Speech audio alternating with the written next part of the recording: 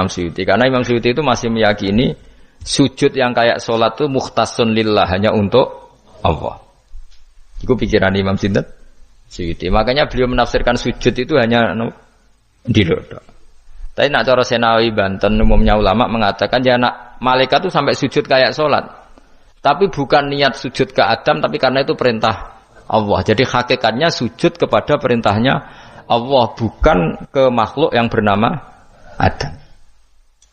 Artinya gini, pentingnya ulama ngendikan gini, tidak akan pernah ada syariat makhluk disuruh sujud ke makhluk. Lagi-lagi pentingnya ulama. Jadi tidak bisa misalnya kamu berdasar cerita Nabi Adam, oh kalau gitu saya boleh sujud ke Nabi Muhammad, saya boleh sujud ke guru, tidak bisa. Selamanya tetap tidak bisa. Karena ketika malaikat sujud ke Adam, hakikatnya mereka hanya sujud terhadap perintahnya Allah Subhanahu wa ta'ala. Bukan sujud ke makhluk. Karena sujud ke makhluk sampai kapanpun tidak pernah sah atau tidak pernah boleh. Jadi pilihannya dua. Nak cari Imam Suyuti, sujudnya hanya apa? Diluk, kayak diluk pas apa? Kayak orang-orang Cina itu, pokoknya diluk gini. Kedua, atau memang kayak sujud pas sholat, tapi bukan niat sujud ke Adam sebagai makhluk, tapi sujud karena itu perintahnya Allah Subhanahu wa ta'ala. Jadi hakikatnya sujud kepada Allah. Makanya kalau dalam ngaji-ngaji ulama itu agama ini dari awal unik. Allah melarang sujud kepada batu. Tapi kita sholat itu madhep Ka'bah. Kemudian juga ada batu. Makanya kita harus menanamkan bahwa semua sujud itu lillahi ta'ala. Dan soal ada arah, ya penting arah. Nggak mau arah madhep segoro kidul, repot.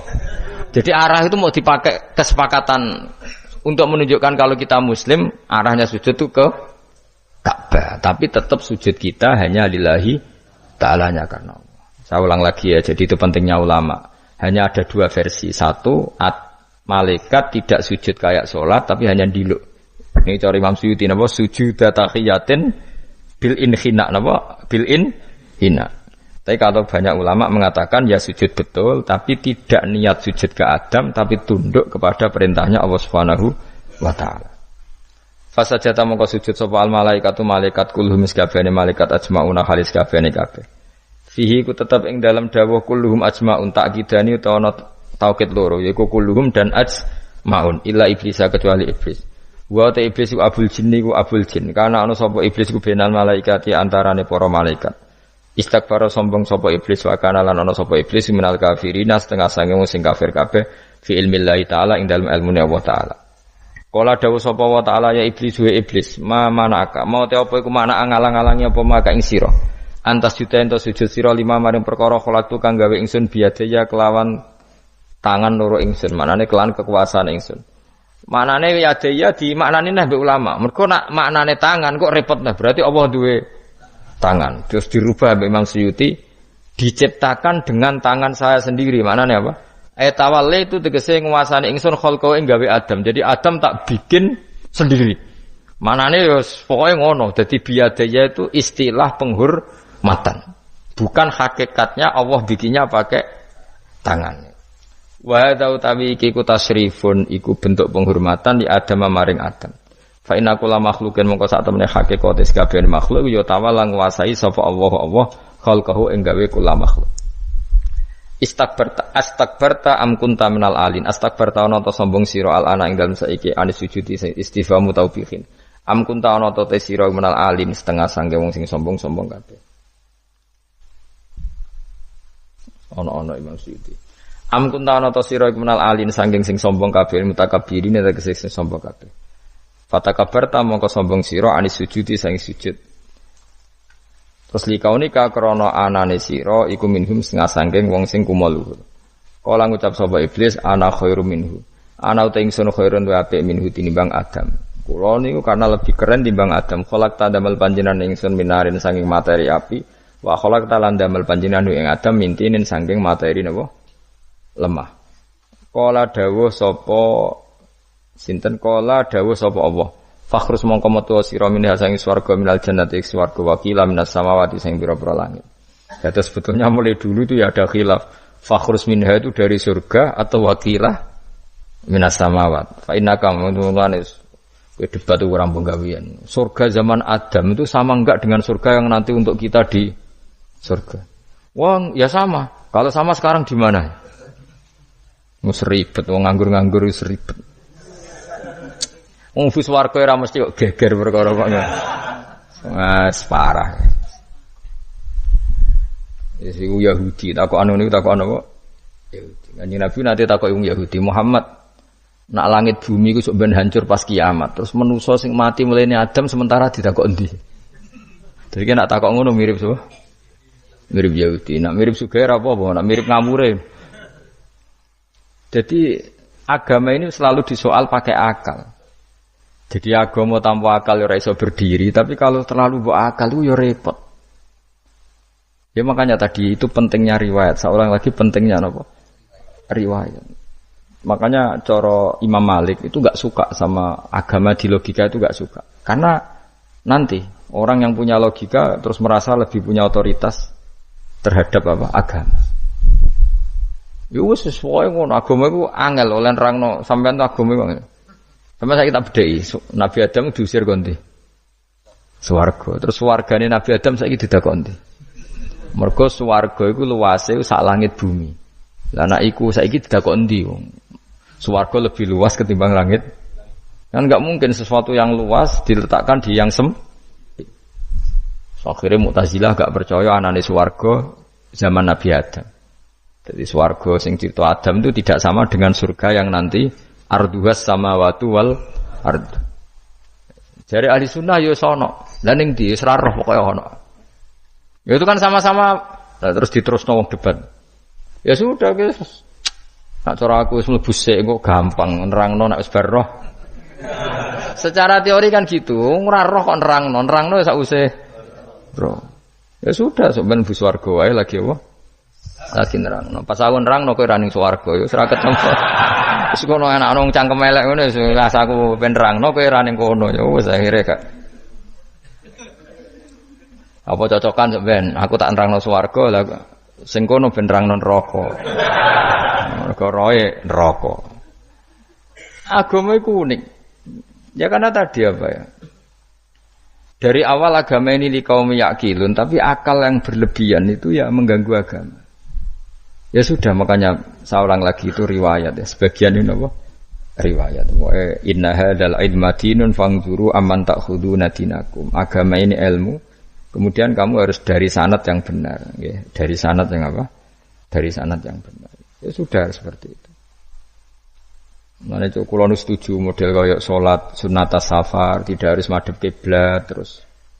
Jadi agama ini sudah unik. Misalnya gini.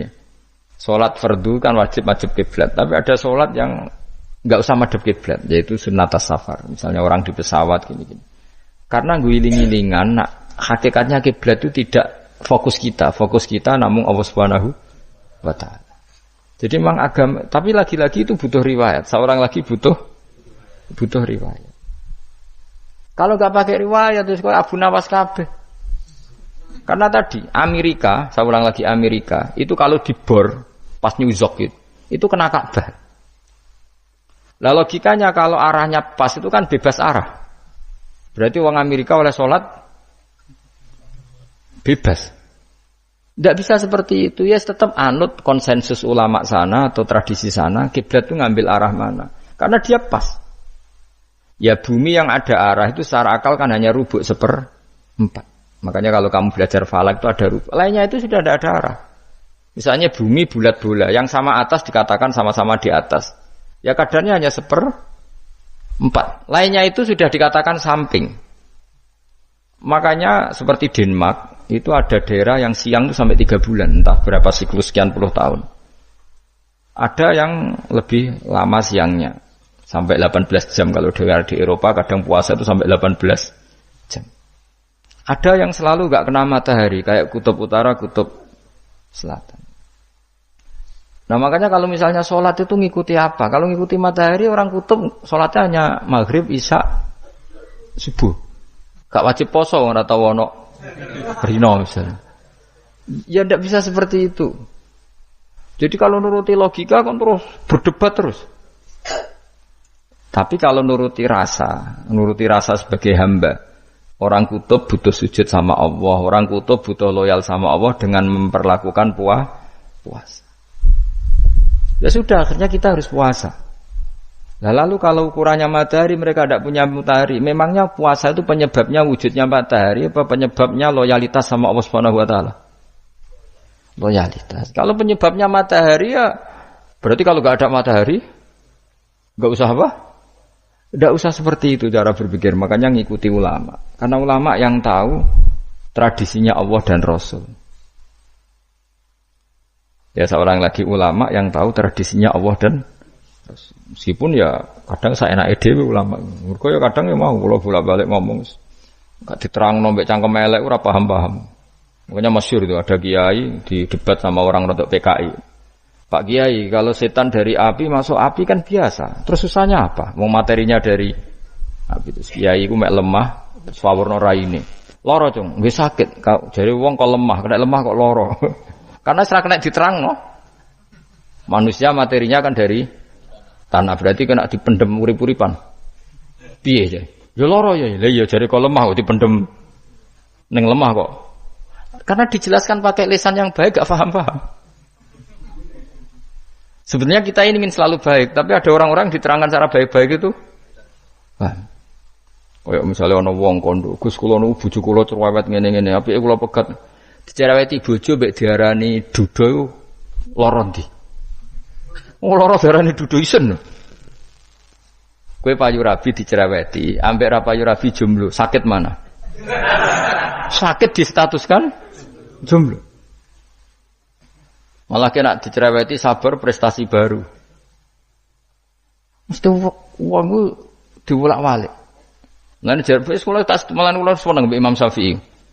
Kowe dirasani wong ning ngarepmu, diomongi, ambek dirasani seneng ndi? Seneng dirasani cara kowe. Cara Imam Syafi'i buktike wibawa, buktine ngomong ning ngarepmu rawani. Jadi Imam Syafi'i itu rileks urip. Ya Aba Abdillah, orang yang tadi muji-muji jenengan itu kalau di luar maki-maki jenengan. Jadi alhamdulillah. Kok bisa itu kan bukan pengkhianatan. Berarti saya wibawa. Di depan saya enggak berani itu. Wong iku suwan Imam Syafi'i ya cium tangan ya hormat. Tapi setelah di luar menghujat. Singkat cerita dilaporkan ke Imam Syafi'i. Orang yang tadi nyium tangannya jenengan itu di luar ngerasani jenengan. Jadi Imam Syafi'i, alhamdulillah berarti aku wibawa. Mendengar kurawani. Ya dianggap enteng saja. Terus ada orang misoi Ja'far Shadiq. Sayyid Ja'far Shadiq itu Sayyid putune Nabi, orangnya soleh alim. Gurunya Abu Hanifah. Di antaranya gurunya Abu Hanifah itu Sayyid Ja'far Shadiq. Itu kalau dihujat orang diomongin ini. Dimaki-maki. Sampai ke rumah.